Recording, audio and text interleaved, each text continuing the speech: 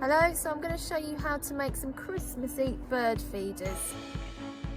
To make these no-bake bird feeders, you're going to need some bird seed. So you'll only need 1 cup of bird feed. You're going to need a bowl and a spatula to mix it with, some string to hang up your bird feeder. You'll need 2 tablespoons of coconut oil.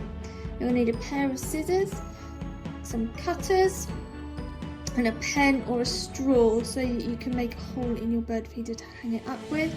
And you'll need a tray so you can pop them in the fridge to set.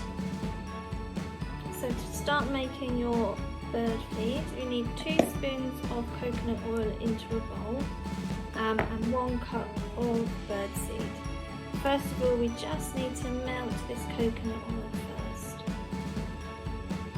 So when your oil is melted, it should look like this, nice and runny, but just be really careful because the oil might still be a little bit warm, so you will need some grown-up help here. When you're ready, we just need to pop the bird seed into the bowl and let it sprinkle in. Listen to that lovely sprinkling sound as we pour it all in. Then we need to just stir the bird seed with the coconut oil. Mix, mix, mix. Mix it all up. And now we're ready to put the bird seed mixture into the cookie cutters. So now we've filled up the cookie cutters with the bird feed mixture.